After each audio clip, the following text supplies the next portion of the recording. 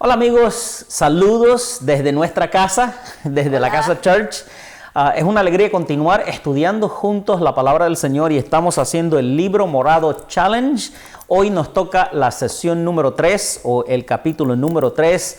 En las últimas 2 sesiones hemos hablado de 2 doctrinas fundamentales de la palabra del Señor. Acuérdese que el Libro Morado Challenge es fundamentos bíblicos para formar discípulos fuertes. Estamos pasando por una tormenta a nivel global y no sabemos cuándo se va a acabar la tormenta. Estamos en media tormenta y está azotándonos de todos lados y necesitamos estar firmes en Cristo, firmes en nuestras convicciones para llegar en paz al otro lado de la tormenta. Así que en el Libro Morado estamos viendo fundamentos bíblicos. La primera semana hablamos acerca del pecado y la salvación. Pastora Margot, ¿nos puede dar una recapitulación del primer capítulo, por favor? Dios creó todas las cosas buenas. Dios nos creó bien. El resultado de nuestra creación es que eran muy bien. Pero después el hombre decidió desobedecer a Dios, cayó en pecado, pero Dios no nos dejó solos, sino que nos envió la solución para el pecado, que es Él mismo volverse hombre como nosotros y pagar el precio de nuestro pecado con su muerte y su resurrección. Ese era el contenido de la lección 1. Básicamente la primera doctrina fundamental es reconocer que somos pecadores y que necesitamos un Salvador. No podemos salvarnos a nosotros mismos, necesitamos a alguien que nos salve. Y Dios, amándonos tanto, se hizo hombre, vivió entre nosotros, murió por nosotros. Estamos en plena Semana Santa donde recordamos el sacrificio tan grande de Jesucristo que fue a la cruz voluntariamente y murió para pagar el precio de nuestros pecados, y a resucitar al tercer día nos ofrece el camino de vuelta a Dios, nos ofrece la salvación. Hablamos en la primera sesión de que la salvación viene por poner nuestra fe en la obra de gracia de Jesucristo. Ahora, la segunda semana hablamos acerca del señorío y la obediencia. El mensaje del Evangelio no es completo con simplemente la salvación, sino que necesariamente necesita señorío y obediencia. Un resumen de señorío y obediencia.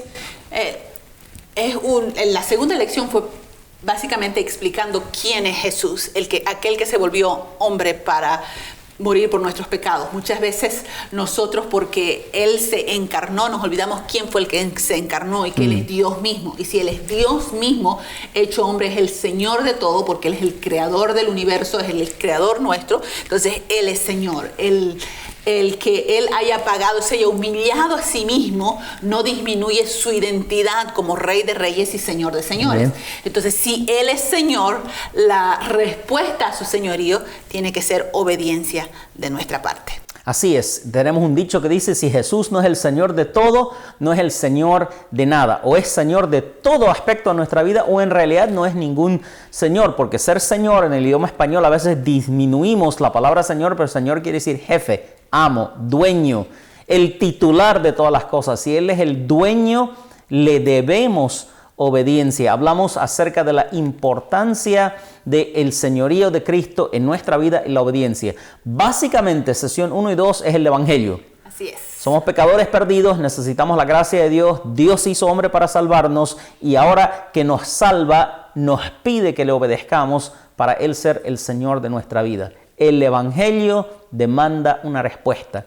Una vez que escuchas las buenas noticias de que hay esperanza, hoy en día estamos desesperados por oír buenas noticias. Estamos viendo puro malas noticias acerca de esta pandemia y los efectos económicos y las muertes y las personas enfermas.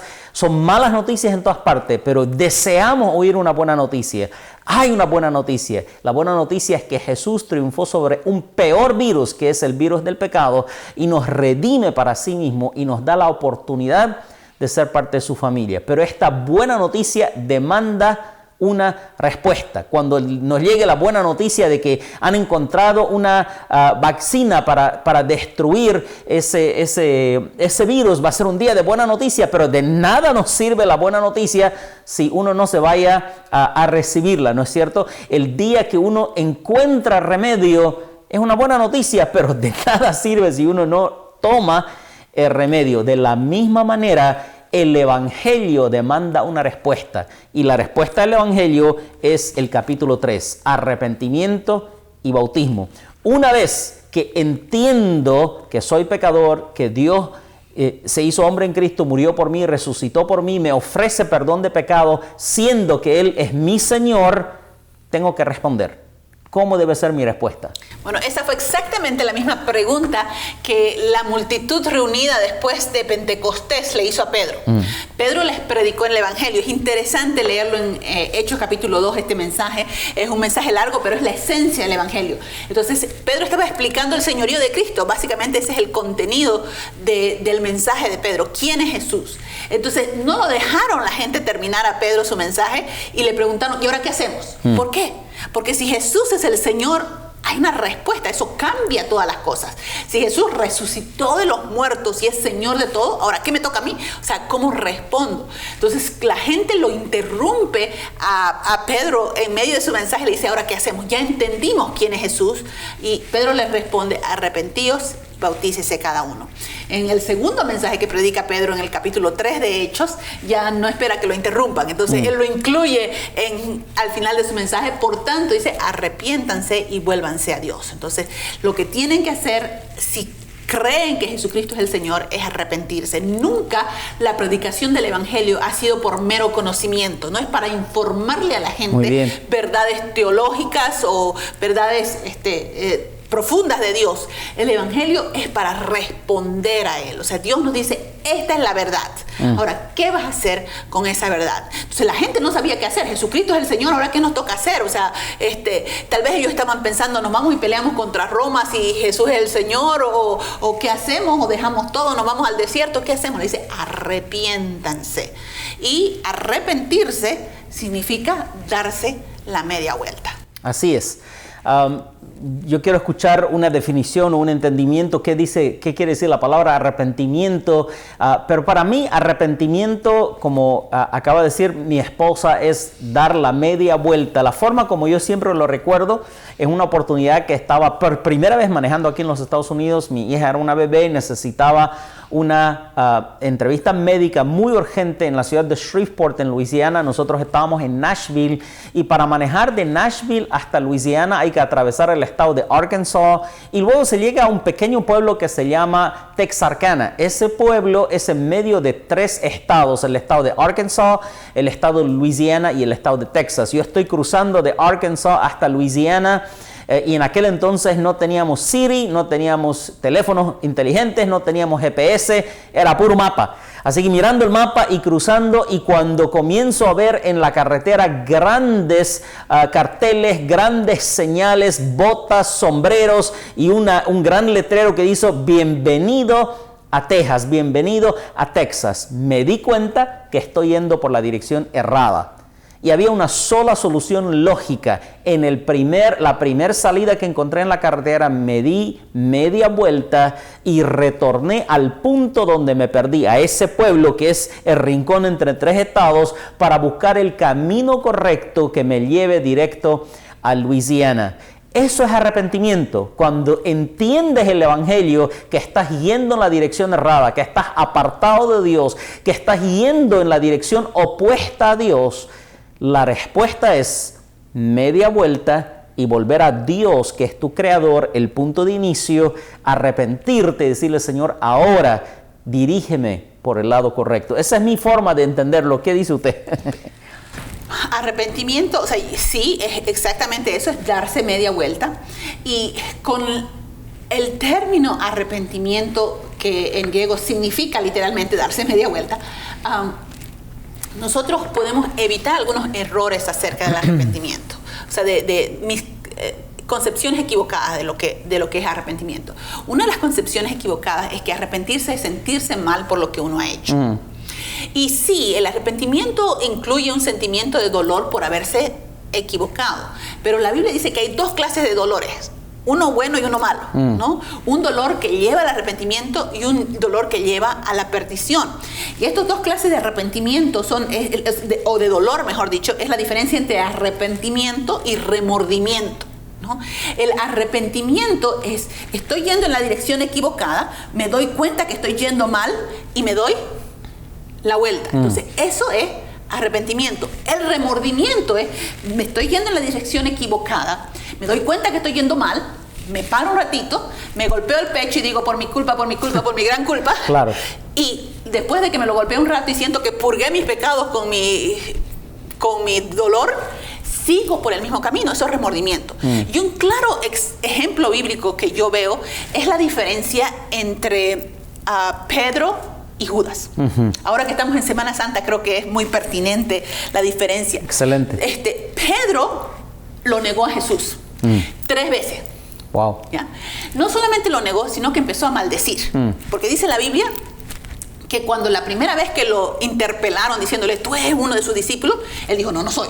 ¿No? Cuando vinieron la segunda vez y le interpelaron, no, tú eres uno de sus discípulos, dijo, no soy. Y empezó a hablar palabrotas, como para que, o sea, no vaya a ser, porque una vez dijo, tú hablas como él. Claro. Entonces, para que no me confundan que yo soy de él y no piensen que yo hablo como él, empezó, dice la Biblia, empezó a maldecir. Entonces, ¿qué cosa nomás diría ese Pedro ahí? Claro. He estado viendo la serie Chosen y le dan una personalidad muy efusiva a Pedro. Como parece ser, ¿no? Ese es el testimonio bíblico. Entonces, ¿qué nomás diría Pedro ahí cuando se vio acorralado y no quería que lo reconozcan como seguidor de Jesús? No, él se sintió mal por lo que había hecho. Se sintió horrible. ¿No? Dice que después que salió y lloró amargamente, dice la Biblia. Entonces su pecado fue terrible. ¿No? Lo negó, lo maldijo. Wow. Maldijo, o sea, se deslindó totalmente de su relación con Cristo. ¿No? Por el otro lado, Judas lo traicionó. Lo hizo por intereses personales. Claro. Pero en ningún momento lo maldijo. ¿No? Él quería sacarle provecho, dijo, sí, o sea, más o menos la idea que yo tengo de Judas es que Judas quería sacarle provecho. Igualito Jesús es el Señor, yo creo que él tiene maneras de librarse, ya lo he visto hacer hartos milagros, yo creo que no va a dejar que lo arresten y mientras tanto yo me meto unos cuantos pesos al bolsillo. Entonces él lo traicionó y la Biblia dice que con un beso fue y lo besó. Es la peor clase de traición. A mí esa hipocresía es repugnante.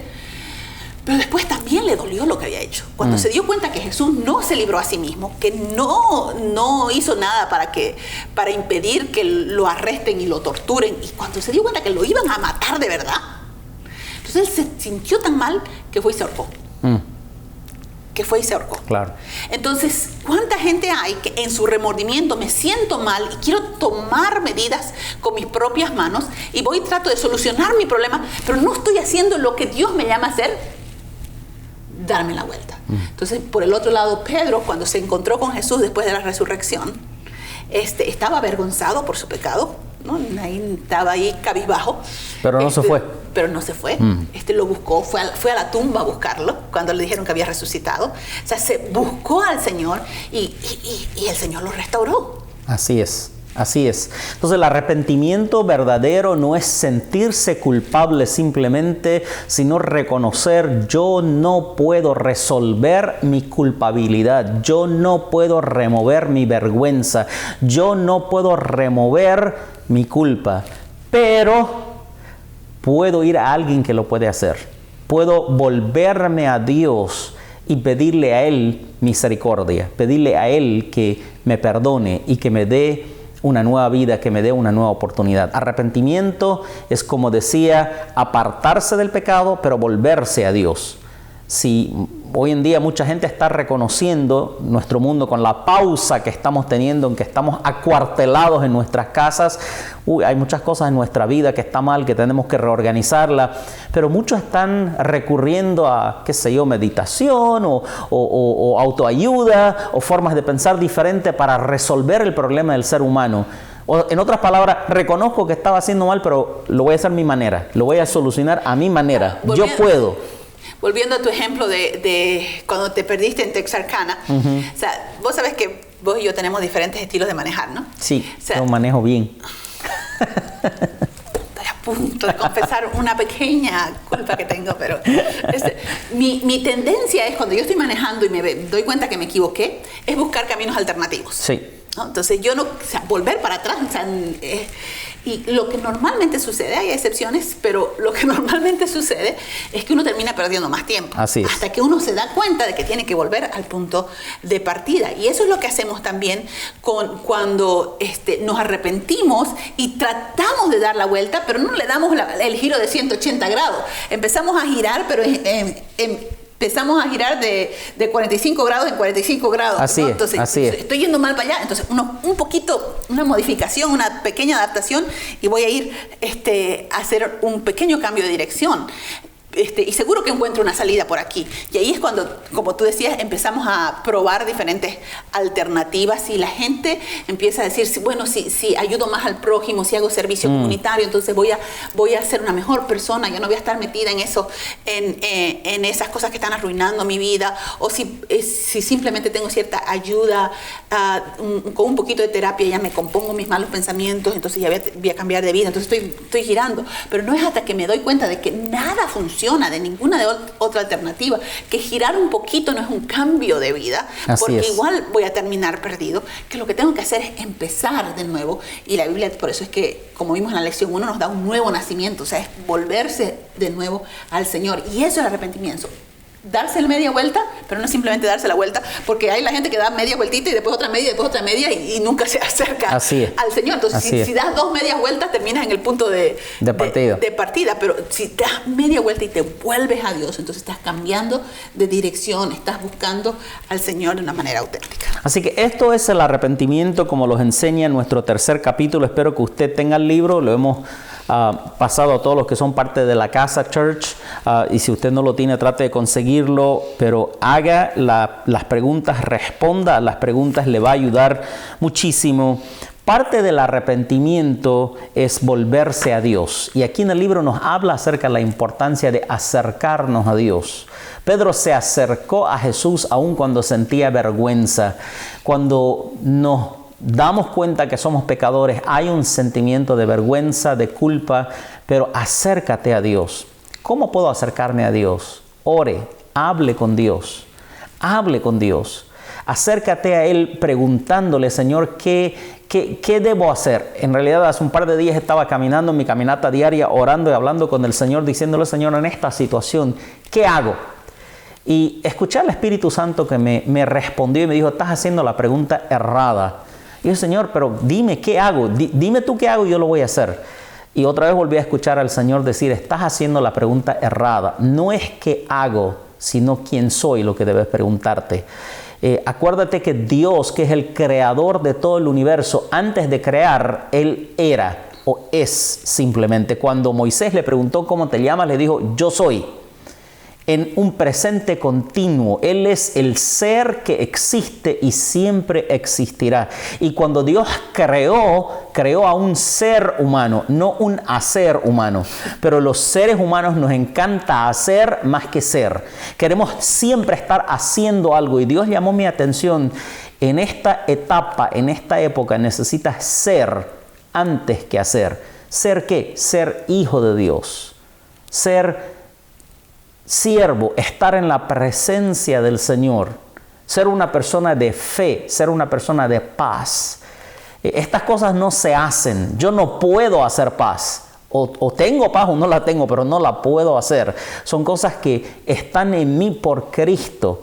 Así que es tiempo de volvernos a Dios. Pase tiempo con Dios. Camine con Dios. Hable con Dios. La Biblia dice en el principio que Adán y Eva caminaban en la mañana y hablaban con Dios. Hagamos eso. Hable con Dios, mismo sea que camine en medio de su sala porque no hay donde más caminar, pero hable con Dios. Arrepentimiento y bautismo. La última parte de la lección nos habla acerca de la importancia del bautismo. Pastora, ¿qué es el bautismo y por qué debemos bautizarnos? Porque Jesús lo dijo. Porque Jesús lo dijo. Ya está. ¿Para qué más hablar?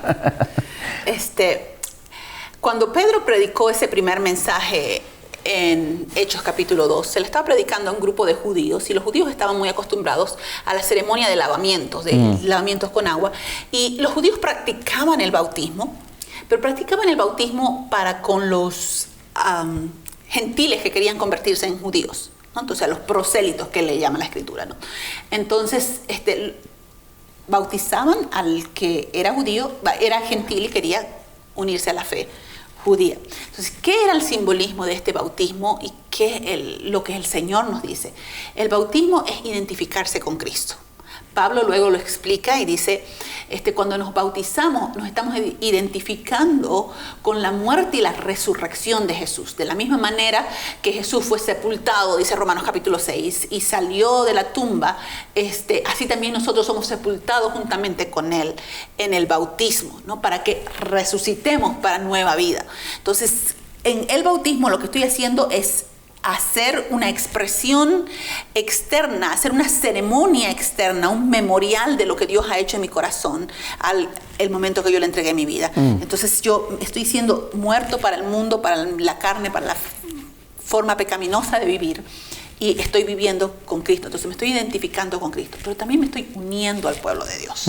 Entonces el bautismo es unirse al pueblo de Dios. Cuando Pedro le estaba diciendo a esa multitud, bautícense, únanse a este nuevo pueblo que Dios está formando, porque no son pueblo de Dios por el simple hecho de ser judíos, son pueblos por estar identificados con Cristo, entonces vienen a ser parte de la familia de Dios. El bautismo es la ceremonia, el sacramento que el Señor nos dejó, que nos identifica como cristianos y nos identifica con su pueblo. O sea, es una identificación con Dios y con Cristo y con su cuerpo. Así es, así mismo es. Yo muchas veces he enseñado que el bautismo es parecido al anillo. Cuando uno se pone este anillo, está diciendo yo soy casado, ya estoy en una relación formal, ella es mi esposa. Aquí tengo el anillo que lo prueba. Eso es el bautismo. Pero no es un mero simbolismo, es un sacramento que Jesús mismo ordenó. Jesús dijo antes de ascender, lo ultimito que dijo antes de ascender al cielo, y de hacer discípulos a todas las naciones, bautizándolos en el nombre del Padre, del Hijo y del Espíritu Santo. Eso no es una sugerencia, es un mandamiento. Eso no es una idea de Pedro o de Pablo. Eso es Cristo mismo, el Señor y Salvador de nuestra vida. Él mismo lo dice. Y fíjate cómo están unidos el hacer discípulos y bautizarse. O sea, no es que sí puedo ser un discípulo, pero no necesito bautizarme, o sea, o voy a esperar, sino que van juntos. Van juntos. ¿No? Que se arrepientan, que sean bautizados, que sean discípulos, que reconozcan que Jesús es el Señor y que se identifiquen con Él a través de las aguas del bautismo. El bautismo es un sacramento. Jesús nos dejó solamente 2 sacramentos, la comunión o la Santa Cena, como algunos la llaman, y el bautismo. Animamos a todo creyente que se ha arrepentido de sus pecados y ha vuelto a Dios, que se bautice y que participe de la comunión. Nosotros en la Casa Church creemos que el bautismo es por inmersión, por nuestro entendimiento de Romanos capítulo 6, donde el apóstol Pablo dice, como Cristo murió y fue sepultado, ustedes también fueron sepultados con Él en las aguas del bautismo, y como Él resucitó, ustedes también se levantaron a nueva vida de las aguas del bautismo. Por ese entendimiento, y también el otro pasaje que dice, como el pueblo de Israel atravesó o se bautizó, dice, en el Mar Rojo. No es que literalmente se hayan bautizado, pero es que la palabra bautismo significa inmersión. Inmersión. O sea, entonces el significado mismo del término, el término bautismo es una transliteración griega que significa inmersión. ¿Qué significa inmersión? Entonces creemos en el bautismo por inmersión y creemos que es una decisión que todo discípulo debe tomar. Algunos me han preguntado acerca del bautismo de infantes. Con el respeto debido a iglesias que lo practican, los respetamos, no estamos aquí para entrar en discusiones teológicas, pero nosotros en nuestra congregación creemos que cuando el niño llegue a la edad de tomar sus propias decisiones, debe tomar la decisión de arrepentirse, volverse a Dios y bautizarse, y en ese punto nosotros lo bautizamos en el nombre del Padre, del Hijo y del Espíritu Santo. Y queremos animarle al final de esta lección, si usted ha escuchado el mensaje del Evangelio que hemos repetido en estas clases y le ha entregado su vida a Cristo, se ha arrepentido, pero todavía no se ha bautizado, este es un buen momento de al final de esta lección decir, me comprometo a bautizarme. Ni bien me permiten, porque ahorita ni podemos echarle agüita, pero ni bien me permiten, ni bien podamos, queremos bautizarnos en el nombre del Padre, el Hijo y el Espíritu Santo. Y si usted ha escuchado el mensaje del Evangelio y le ha entregado su vida a Dios, pero todavía no está comprometido, discipulado, este es el momento de decir, yo quiero ser de la familia de Dios, me quiero identificar con Dios. Pero si usted ha escuchado este mensaje y todavía no ha tomado su decisión, Estamos en Semana Santa. Entréguele su vida a Dios. Ore conmigo en este momento. Dígale, Señor, me arrepiento de mis pecados. Sé que no puedo cambiar, pero cámbiame tú. Quiero ser un seguidor de Jesucristo. Así de fácil es. Sí, no es tan fácil como parece. Porque la dificultad está en que estás depositando tu fe a través de una computadora o a través de un teléfono o a través de una cámara en alguien que te está hablando de otro lado, pero estás en realidad depositando tu fe en un Dios que no ves. Pero este Dios que no ves es el que te creó, es el que está contigo, es el que te puede salvar del coronavirus y te puede salvar de todas las demás cosas. Y ahora mismo te quiere dar salvación. ¿Y cómo te la da? Si tú aceptas su única oferta. Él no tiene otra. No es como esos de telemercadeo que te dicen, si compras ahora, vamos a añadir esta otra oferta y esta otra oferta y el doble. Dios no hace eso. Él tiene una sola oferta.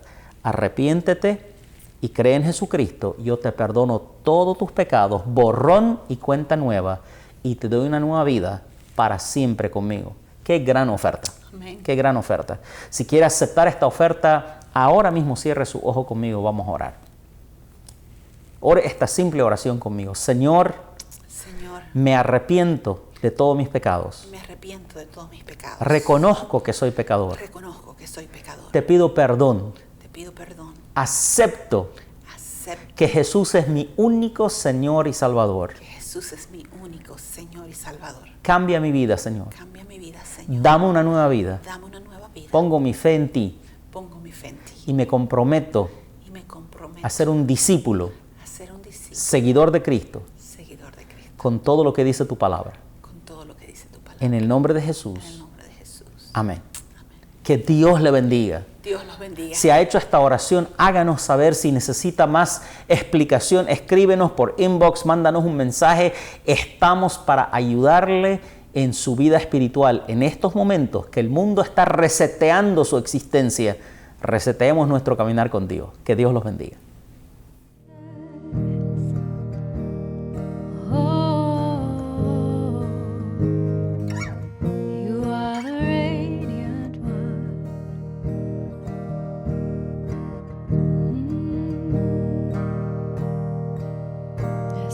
Worship you, God. We thank you, Jesus. Praise your name, Lord God. We praise you, God.